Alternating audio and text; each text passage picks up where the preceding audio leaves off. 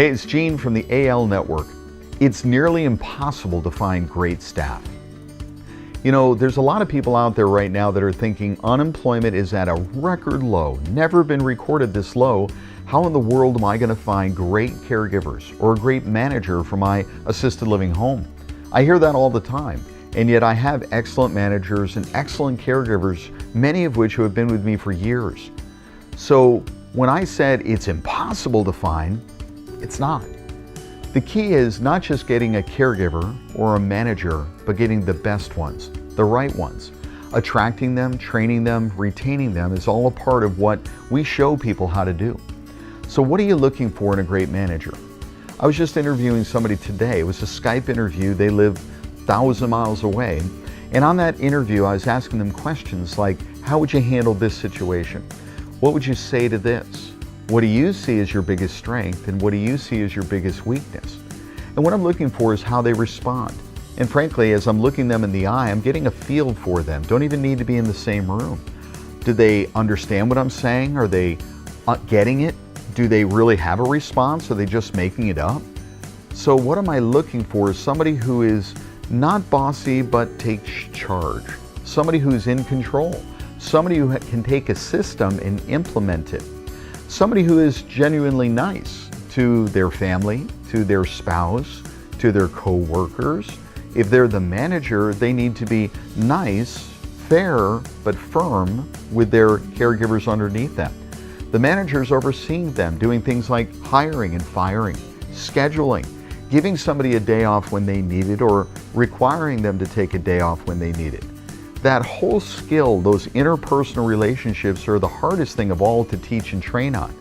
See, somebody can know what to do, but when you ask them questions about how would you handle this scenario, or what would you say to the family in this case, the answers and the responses that we get will give us a great indication of where their mind is and their heart is. We actually do a whole training on how to hire a manager, exactly what to look for, and exactly what to avoid.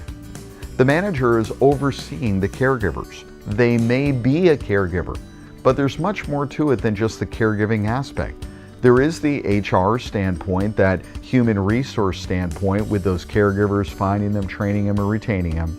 But in addition to that, there's also everything else. Filling the home, attracting those new residents to come in, giving tours, so that when people come in, they feel good about what they're seeing and experiencing it within the home.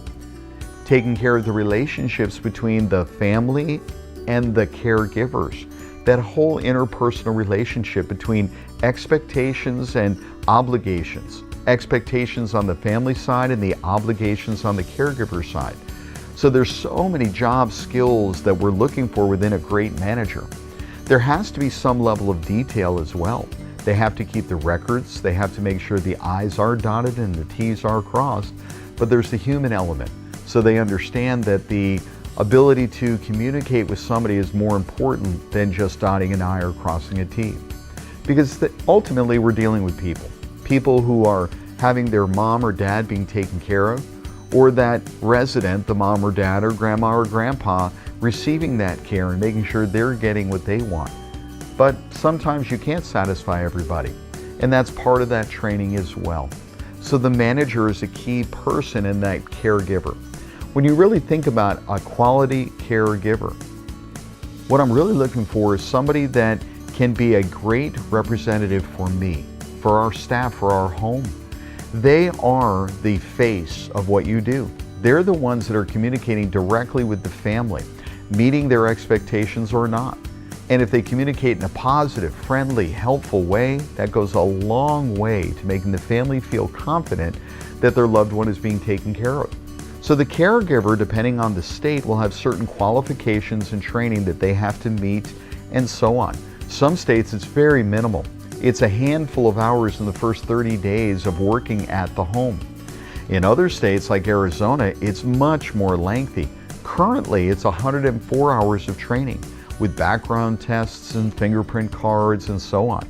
So some states have very little training requirements, some have very large training requirements. But regardless of what the state requires, we want to make sure that they're the right person for us. And again, how they treat the resident, how they look for solutions and not search for problems, how they work underneath a manager, or if they are the manager, how they work with those caregivers that are underneath them, all come into play to hiring, training, and retaining great managers, great caregivers. The other people that are in the orbit of people that help inside the business are the independent contractors that will be used from time to time. Whether it's somebody to fix appliances or the AC or hot water or plumbing, or whether it's somebody that is providing food services, whether it be shopping or food preparation or cleaning a house or doing laundry or pet therapy or an activity for the residents. All those independent contractors that kind of float around, we need good ones with the right attitude, making sure they understand how important it is what we do. And when they're on the job and on our premise, when they're dealing with our residents, that they do it with respect, high quality, the best attitude possible. There's so much that goes into finding the right people, managers, caregivers, but it's not impossible. As a matter of fact, it's a wonderful opportunity for a lot of people. The people that are caregivers and managers are not going to be a barista. They're not going to be working at a store. They're not going to be driving a truck. What they love to do is work with seniors. We provide that opportunity for them.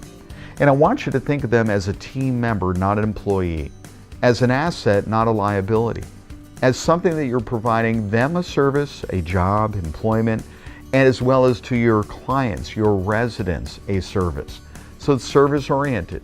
Working with great people is one of the best things about this. It's not impossible to find great people, but they need to be attracted to you, what you do, and what you offer. You can do it. We can show you how. This is Gene from the AL Network saying do good and do well. If you like what you've seen and heard, please subscribe.